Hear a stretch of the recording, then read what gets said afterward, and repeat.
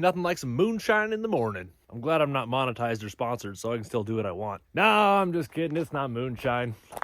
You know what it is. Stay hydrated, people. Today's video is going to be about solar. So, I think I have enough experience now to possibly help some people out if they're trying to get into this off-grid life and they are starting in an RV, such as this one. But what I can cover is how much power you're gonna need if you are living full-time in your RV.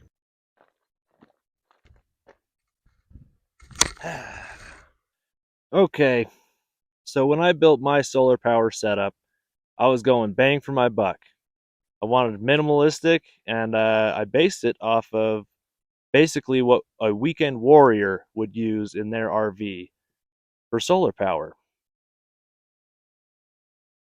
So what I have set up is a 2000 watt inverter, 200 amp hours of battery power, 40 watt or 40 amp charge controller, and 400 watts of solar power.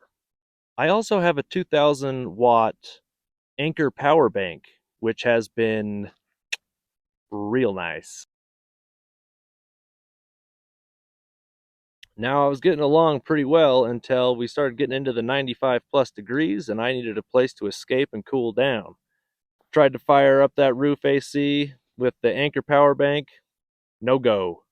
And then I tried to fire up the roof AC with my 2000 watt inverter setup, and a super no go.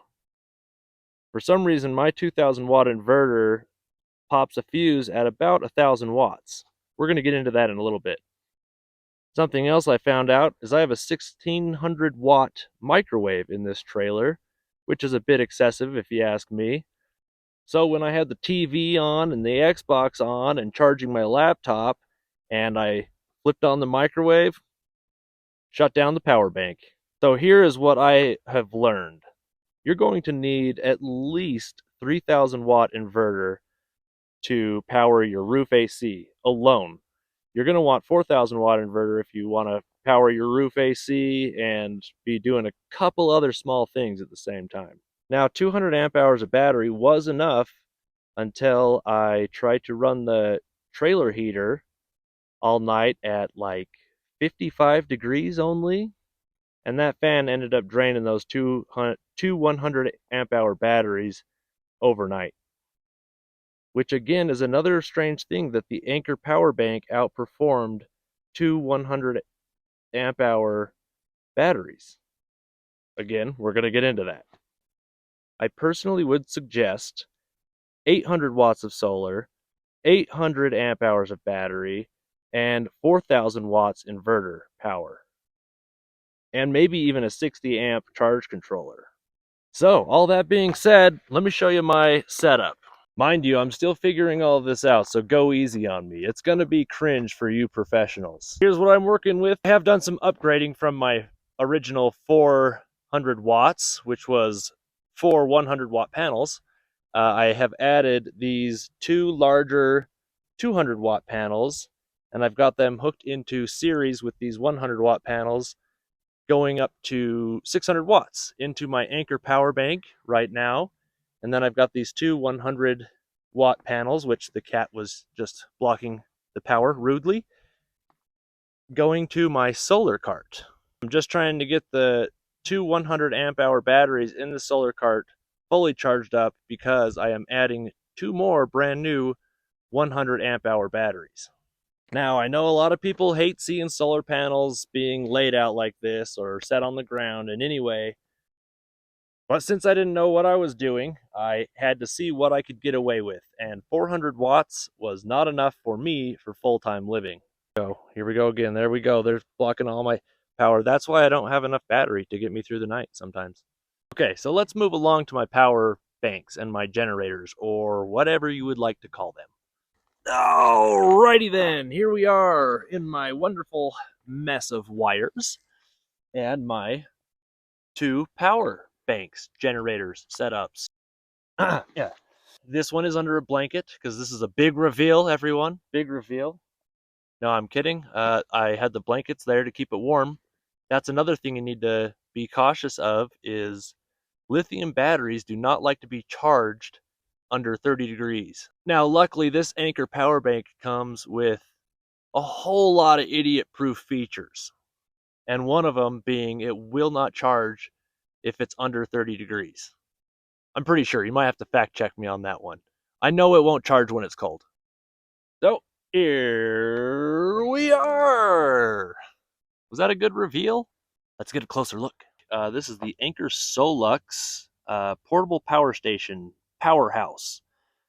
2048 watt Anchor power bank. I have had better luck with this thing than I have with my other setup that I'm about to show you. This has had longer battery life and has put out way more power, and I like the features a lot more. It's more accurate with telling you how much battery life you have and how much longer it's going to take for you to be fully charged.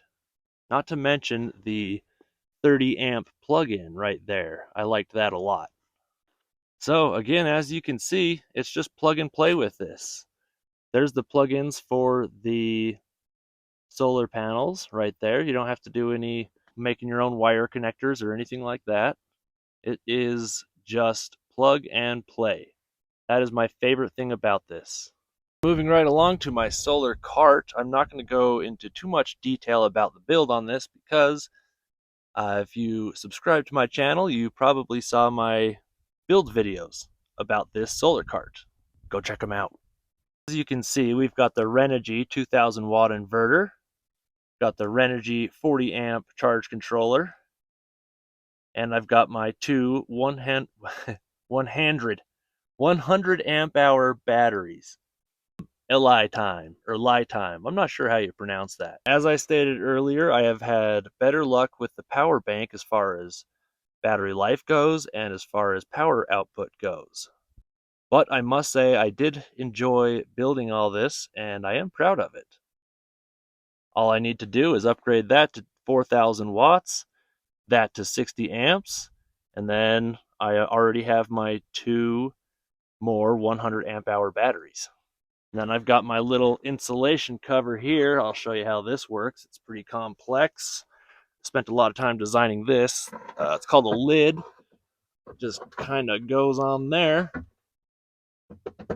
And I can keep the batteries up to 50 degrees at night. Now this is the part of the video where some of you smarty pants might be able to help me out. I'm thinking part of the problem I'm having with this fuse pops at 1,000 watts. And I don't think it should, considering I have a 2,000 watt inverter. Am I crazy? I don't think so. One of my theories as to why this is happening is because this wire, that wire, that wire, this wire, this wire, and this wire are all copper-clad aluminum instead of pure copper. I did order some pure copper wires. All I have to do is rebuild all those little connectors and see if I get better results. I would love to hear from some experts, though. Someone who has experienced this. Like, there's a lot of mixed information, even just looking on the internet, whether you should or should not use copper-clad aluminum wires in your solar setup. There you have it from me, someone with 4 or 5 months experience living off-grid in an RV. If I were to start all over again, I would start with a inexpensive 4,000 watt inverter. I would have 400 amp hours worth of battery, and I would have 800 watts of solar and a 60 amp charge controller. So anyone looking to do this, I hope this helps you out. Learn from my mistakes, and you can start your system out right.